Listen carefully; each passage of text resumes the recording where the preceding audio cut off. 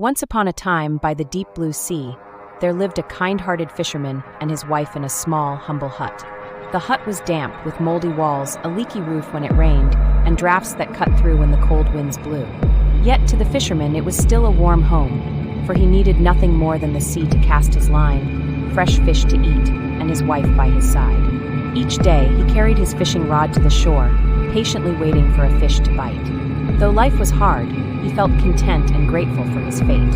Unlike her husband's acceptance, the wife was always dissatisfied. She looked around their shabby home and could see only discomfort. Every day she complained, calling the hut filthy, lamenting the musty smell everywhere, and reproaching their life of poverty. If her husband brought home fish, she craved crabs.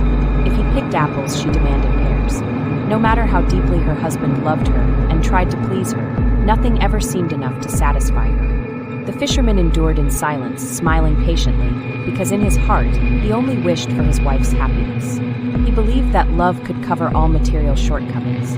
But he never imagined that his wife's endless dissatisfaction would mark the beginning of a strange series of events that would change both their lives forever. One morning, as usual, the fisherman went to the sea. Waves lapped gently, the sky was clear, and he sat patiently by the shore, lowering his bait into the shimmering water. Time passed slowly. The sun rose high and then began to tilt westward. Suddenly, the rod in his hand jerked violently. "Ah, a fish!" he exclaimed softly, pulling with all his strength. But this fish was different. It thrashed fiercely, forcing him to grip the rod tightly, reeling it in bit by bit, sweat dripping down his brow. After a long struggle, he finally pulled the fish onto the shore. Before him lay a large flounder, but what astonished him most was that its body glowed, shimmering as though gilded with gold. As he marveled, a voice rang out, "Kind fisherman, do not harm me. I am no ordinary fish, but a prince cursed by magic. If you spare me, I will grant you a wish. Speak it, and it shall be done." The fisherman was startled, thinking he must have misheard. But the fish's eyes glowed brightly, proving its words true. He stammered, "A talking fish? How wondrous! But I desire nothing. To see you alive and swimming free in the sea is enough to gladden my heart." And so he gently released the golden fish back into the waves. It vanished into the deep, leaving behind rippling trails of golden light. On his way home, the fisherman's heart brimmed with joy, eager to tell his wife about the miracle he had just witnessed. Little did he know that this act of kindness would unleash storms and trials upon their lives. When he told his wife about the talking fish, her eyes lit up, but instead of wonder or delight, she flared with anger. Why would you let it go without asking for anything? What a waste! When someone owes you their life, at least claim a reward.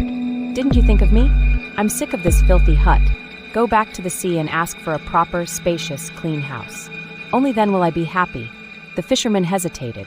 He never cared for wealth, only for peace. But seeing his wife's scowl and hearing her reproaches, he sighed and trudged back to the shore.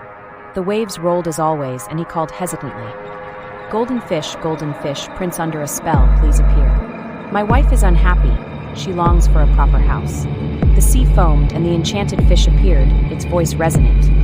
"Kind fisherman, return home. Your wife's wish is granted." The fisherman walked back anxiously, and to his astonishment, the shabby hut had vanished. In its place stood a fine house with clean walls and tidy furnishings. His wife stood at the door, her face radiant. "See, now I can finally live like a proper person." The fisherman smiled faintly, hoping this would be her last demand. Yet in his heart lingered unease. That first night in the new house, the fisherman felt relief. He believed his wife would now be satisfied with such a fine home. But she tossed and turned, unable to sleep. Ambitious thoughts stirred in her mind. A house is not enough. I must have more. I must live like a queen. The next morning, as they sat for breakfast, she spoke sternly. "This house is still too small. I want a grand palace and a throne. Go to the fish and tell it I want to be queen." The fisherman was horrified. "Wife, we already have enough. What more could we ask than a beautiful, clean home? Please do not demand further." But she frowned, her voice sharp. "Don't you love me? If you truly do, make me live as a queen." Unable to refuse, the fisherman once again trudged sadly to the sea. He called in a heavy heart.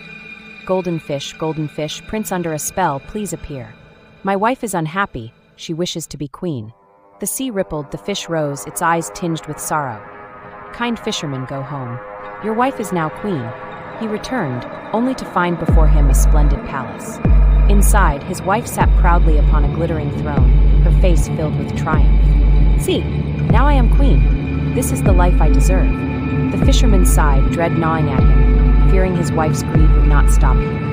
At first, one might think the throne and the palace would finally satisfy her. But before long, she found herself discontent again. Looking at the vast palace, the treasures piled high, and the servants kneeling at her feet, she still felt no joy.